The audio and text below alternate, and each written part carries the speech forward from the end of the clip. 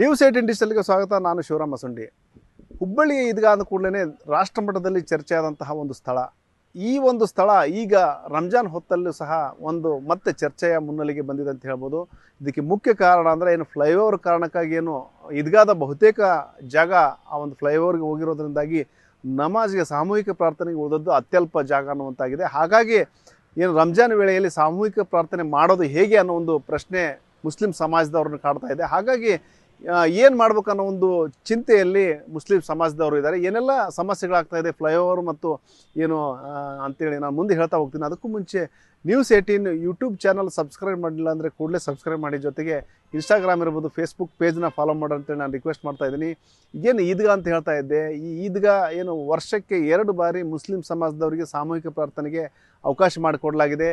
ಏನು ಒಂದು ರಂಜಾನ್ ಹಬ್ಬ ಮತ್ತು ಇನ್ನೊಂದು ಬಕ್ರೀದ್ ಹಬ್ಬ. ಈ ಒಂದು ಎರಡೂ ಸಂದರ್ಭಗಳಲ್ಲಿ ಈ ಒಂದು ಏನು ಸಾಮೂಹಿಕ ಪ್ರಾರ್ಥನೆಗೆ ಈ ಮೈದಾನದಲ್ಲಿ ಅವಕಾಶ ಮಾಡಿಕೊಡಲಾಗಿದೆ. ಇಲ್ಲಿ 999 ವರ್ಷ ಈ ಒಂದು ಈದ್ಗಾಕ್ಕಾಗಿಯೇ ಮಹಾನಗರ ಪಾಲಿಕೆ ಲೀಸ್ಗೆ ಕೊಟ್ಟಿದೆ. ಮುಸ್ಲಿಂ ಏನು ಅಂಜುಮನ್ ಸಂಸ್ಥೆ ಇದೆ, ಆ ಒಂದು ಸಂಸ್ಥೆಗೆ 999 ವರ್ಷ ಲೀಸ್ಗೆ ಕೊಟ್ಟಿದೆ. ವರ್ಷಕ್ಕೆ ಇಷ್ಟು ಅಂತ ಇಂತಿಷ್ಟು ಅಂದರೆ ನಾಮಿನಲ್ ಚಾರ್ಜಸ್ನ ಒಂದೇನು ಬಾಡಿಗೆ ರೂಪದಲ್ಲಿ ಚಾರ್ಜ್ ಮಾಡ್ತಾ ಇದೆ. ಇದು ಏನು ಇಲ್ಲಿವರೆಗೂ ಸಹ ಯಾವುದೇ ರೀತಿಯ ಒಂದು ಅಂದರೆ ಈ ರಾಷ್ಟ್ರ ಧ್ವಜಾರೋಹಣ ಕಾರಣಕ್ಕಾಗಿ ಏನು ಈ ಒಂದು ಈದ್ಗಾ ಮೈದಾನ ಒಂದು ವಿವಾದಕ್ಕೆ ಕಾರಣವಾಗಿತ್ತು. ಅಲ್ಲಿ ಮುಂದೆ ಏನು ಇದೇ ಕಾರಣಕ್ಕಾಗಿಯೇ ಗೋಲಿಬಾರ ಆಯಿತು ಮತ್ತು ಒಂದು ರೀತಿಯಲ್ಲಿ ಕರ್ಫ್ಯೂ ಆಯಿತು. ಅಂದರೆ ಹುಬ್ಬಳ್ಳಿನಲ್ಲಿ ಪ್ರಕ್ಷುಬ್ಧ ವಾತಾವರಣ ಉಂಟಾಗಲಿಕ್ಕೆ ಇದೇ ಒಂದು ನೆಪ ಆಯ್ತು ಅಂತ ಹೇಳ್ಬೋದು. ಆ ಒಂದು ಈದ್ಗಾ ಮತ್ತೆ ಏನು ಗಣೇಶ ಸಂದರ್ಭದಲ್ಲಿ ಏನು ಗಣೇಶೋತ್ಸವ ಮಾಡ್ಬೇಕನ್ನೋ ಒಂದು ಸಂದರ್ಭದಲ್ಲೂ ಸಹ ದೊಡ್ಡ ಚರ್ಚೆಗೆ ಗ್ರಾಸವಾಯಿತು. ಈಗ ಗಣೇಶೋತ್ಸವಕ್ಕೆ ಸಹ ಅಲ್ಲಿ ಅವಕಾಶ ಮಾಡಿಕೊಡಲಾಗಿದೆ. 3 ದಿನಗಳ ಕಾಲ ಗಣೇಶೋತ್ಸವ ಮಾಡಲಾಗುತ್ತೆ. ಆದರೆ ಇದೆಲ್ಲದರ ನಡುವೆನೂ ಈಗ ಏನಂದರೆ ಅಲ್ಲಿ ಏನು ಸಾಮೂಹಿಕ ಪ್ರಾರ್ಥನೆಗೆ ಒಂದು ಸ್ಥಳಾವಕಾಶ ಇಲ್ಲದೆ ಇರೋದು. ಅಂದರೆ ಈಗ ಸಾಮಾನ್ಯವಾಗಿ ಏನು ಪ್ರತಿ ಬಾರಿ ರಂಜಾನ್ ಇರ್ಬೋದು ಮತ್ತು ಬಕ್ರೀದ್ ಹಬ್ಬಗಳ ಸಂದರ್ಭದಲ್ಲಿ ಇಲ್ಲಿ ಏನು ನಮಾಜ್ ಸಾಮೂಹಿಕ ಪ್ರಾರ್ಥನೆ ಮಾಡಲಾಗ್ತಾ ಇತ್ತು. ಈ ಒಂದು ಫ್ಲೈಓವರ್ ಏನು ಚೆನ್ನಮ್ಮ ವೃತ್ತದಲ್ಲಿ ಫ್ಲೈಓವರ್ ಕಾಮಗಾರಿ ಕೈಗೊಳ್ಳಲಾಗ್ತಾ ಇದೆ. ಆ ಕಾಮಗಾರಿ ಕಾರಣಕ್ಕಾಗಿ ಈದ್ಗಾ ಮೈದಾನದ 2 ಮಗ್ಗಲುಗಳಲ್ಲಿ ಅಂದರೆ ಒಂದು ಈ ಕಡೆ ಏನು ಕಾಮತ್ ಹೋಟೆಲ್ ಪಕ್ಕದಲ್ಲಿರುವಂಥ ಆ ರಸ್ತೆ ಮತ್ತು ಇನ್ನೊಂದು ಕಡೆ ಏನು ಬಾಗಲಕೋಟೆ ರಸ್ತೆ ಏನಿದೆ, ಆ 2 ದಿಕ್ಕುಗಳಲ್ಲಿ ಏನಂದರೆ ರೋಡ್ ಏನು ಗೋಡೆನ ಡೆಮಾಲಿಷನ್ ಮಾಡಿ, ಫೆನ್ಸಿಂಗ್ ಗೋಡೆನ ಡೆಮಾಲಿಷನ್ ಮಾಡಿ ಒಳಗಡೆ ಬರಲಾಗಿದೆ. ಹಾಗಾಗಿ ಏನು 1 ಎಕರೆ ಏನು ಮೊದಲೇನೆಂದರೆ 1 ಎಕರೆ ಸುಮಾರು 1 ಎಕರೆ ಜಾಗ ಅಲ್ಲಿ ಸಾಮೂಹಿಕ ಪ್ರಾರ್ಥನೆಗೆ ಮೀಸಲಿತ್ತು. ನಂತರದಲ್ಲಿ ಅದು ಏನು ಬೇರೆ ಬೇರೆ ಕಾರಣಗಳಿಗಾಗಿ ಒತ್ತುವರಿ ಆಗಿ ಈಗೇನೆಂದರೆ ಒಂದು 35ರಿಂದ 39 ಗುಂಟೆ ಜಾಗ ಮಾತ್ರ, ಸುಮಾರು ಒಂದು 35-39 ಗುಂಟೆ ಅಲ್ಲಿ ಜಾಗ ಉಳಿದಿದೆ. ಹಾಗಾಗಿ ಆ ಜಾಗದಲ್ಲಿ ಪ್ರಾರ್ಥನೆ ಮಾಡೋದು ಈಗ ಇರೋದೇ ಸ್ವಲ್ಪ ಜಾಗದಲ್ಲಿ ಸಾಮೂಹಿಕ ಪ್ರಾರ್ಥನೆ ಹೇಗೆ ಅನ್ನೋ ಒಂದು ಪ್ರಶ್ನೆ ಎಲ್ಲರನ್ನೂ ಕಾಡ್ತಾ ಇದೆ. ಮತ್ತು ಈಗೇನು ಫ್ಲೈಓವರ್ ಸಹ ನಡೀತಾ ಇದೆ ಅಕ್ಕಪಕ್ಕದಲ್ಲಿ. ಹಾಗಾಗಿ ಎಲ್ಲ ತಗ್ಗುಗುಂಡಿಗಳಿಂದ ಕೂಡಿದೆ. ಹಾಗಾಗಿ ಈ ಒಂದು ರಂಜಾನ್ ವೇಳೆಯಲ್ಲಿ ಎಲ್ಲಿ ಪ್ರಾರ್ಥನೆ ಮಾಡಬೇಕು ಅನ್ನೋ ಒಂದು ಪ್ರಶ್ನೆ. ಯಾಕಂದರೆ ಇದು ಏನು ಪ್ರತಿ ವರ್ಷ ಇಲ್ಲಿ ಸಾವಿರಾರು ಜನ, ಏನು 16,000 ಜನ ಇಲ್ಲಿ ಬಂದು ಸಾಮೂಹಿಕ ಪ್ರಾರ್ಥನೆ ಮಾಡ್ತಾರೆ. ಬೇರೆ ಬೇರೆ ಏನು ಇಡೀ ಒಂದು ಹುಬ್ಬಳ್ಳಿಯ ಬೇರೆ ಬೇರೆ ದಿಕ್ಕುಗಳ ಜನ ಅಲ್ಲಿ ಮುಸ್ಲಿಂ ಬಾಂಧವರು ಬಂದು ಇಲ್ಲಿ ಪ್ರಾರ್ಥನೆ ಮಾಡ್ತಾಯಿದ್ರು. ಆದರೆ ಈಗ ಏನು ಉಳಿದಿರೋ ಸ್ವಲ್ಪ ಜಾಗದಲ್ಲಿ ಹೇಗೆ ಮಾಡೋದು ಅನ್ನೋ ಒಂದು ಪ್ರಶ್ನೆ ಎದುರಾಗಿದೆ.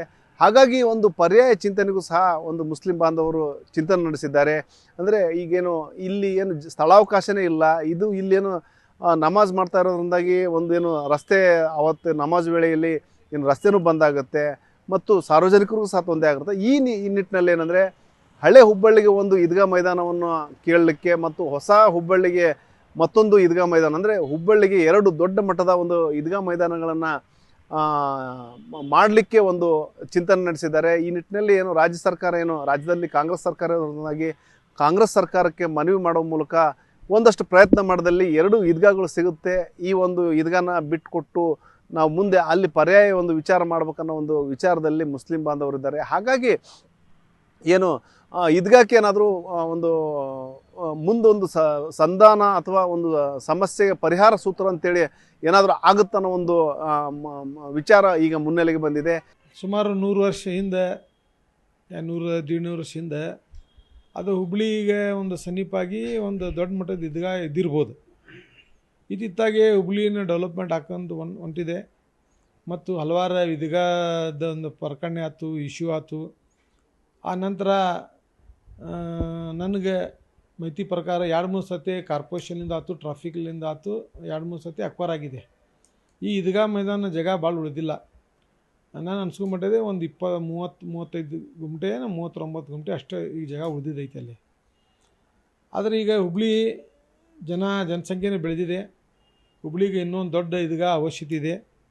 ನಾವು ಈಗ ಹಿಂದೆ ನಾನು ಅಂಜುಮನ್ನಲ್ಲಿ ಸೆಕ್ರೆಟ್ರಿಯಾಗಿ ಹಲವಾರು ಹುದ್ದೆನಲ್ಲಿ ಅಲ್ಲಿ ಕೆಲಸ ಮಾಡಿದ್ದೀನಿ ಜಬ್ಬಾರ್ ಖಾನ್ ಹೊನ್ನಳ್ಳಿ ಜೊತೆ. ಆಮ್ಯಾಗ ನಂದು ಟೀಮ್ ಸೊನ್ನೂರು ಟೀಮ್ ಕೂಡ ಜಂಟಿಯಾಗಿ ಅಂಜುಮನ್ನಲ್ಲಿ ಕೆಲಸ ಮಾಡಿದ್ದೀವಿ.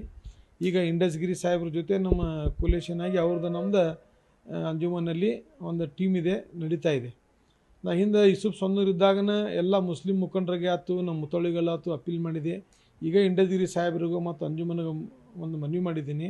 ಈಗೇನು ಸದ್ಯಕ್ಕಂತೂ ಆ ಒಂದು ಜಾಗದಲ್ಲಿ ಸ್ಥಳಾವಕಾಶಗಳ ಕೊರತೆಯಿಂದಾಗಿ ಸಾಕಷ್ಟು ತೊಂದರೆ ಆಗೋದಂತೂ ಖಚಿತ.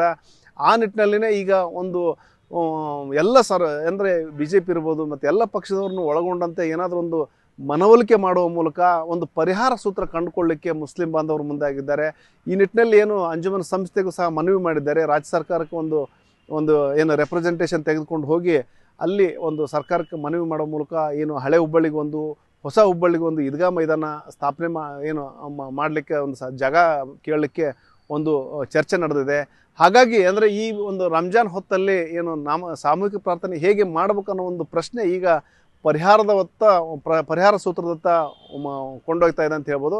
ಹಾಗಾಗಿ ಮುಂದಿನ ದಿನಗಳಲ್ಲಿ ಖಂಡಿತ ಇದು ಒಂದು ಸೀರಿಯಸ್ ಆಗಿ ಒಂದು ಗಂಭೀರ ಸ್ವರೂಪ ಪಡ್ಕೊಂಡಲ್ಲಿ ಮತ್ತು ಮುಂದೆ ಒಂದು ಏನಾದರೂ ಸಂಧಾನದ ಒಂದು ಪ್ರಯತ್ನ ಮಾಡಿದಲ್ಲಿ ಖಂಡಿತ ಒಂದು ಬೇರೆ ಈದ್ಗಾಗಳು ಇದಕ್ಕೆ ಏನು ವಿವಾದಿತ ಈದ್ಗಾ ಮೈದಾನ ಇತ್ತು ಅದಕ್ಕೆ ಪರ್ಯಾಯವಾಗಿ ಮತ್ತೆರಡು ಈದ್ಗಾಗಳನ್ನ ಹೊಸ ಈದ್ಗಾಗಳನ್ನ ಒಂದು ಸ್ಥಾಪನೆ ಮಾಡುವಂತಹ ಸೃಷ್ಟಿಸುವಂತಹ ಒಂದು ಸಾಧ್ಯತೆಗಳಿದ್ದಾವೆ. ಒಟ್ಟಾರೆ ಏನು ಮುಸ್ಲಿಂ ಸಮಾಜದ ಮುಖಂಡರು ಏನು ನಿರ್ಧಾರ ತೆಗೆದುಕೊಳ್ತಾರೆ, ನಂತರದಲ್ಲಿ ಸರ್ಕಾರ ಏನು ನಿರ್ಧಾರ ತೆಗೆದುಕೊಳ್ತದೆ ಅನ್ನೋದ್ರ ಮೇಲೆ ಇವೆಲ್ಲವೂ ಅವಲಂಬಿತ ಆಗಿದ್ದಾವೆ. ಒಟ್ಟಾರೆ ಈಗ ಸದ್ಯಕ್ಕೆ ಏನಂದರೆ ಫ್ಲೈಓವರ್ ಕಾರಣಕ್ಕಾಗಿ ಈದ್ಗಾ ಮೈದಾನ ಬಹುತೇಕ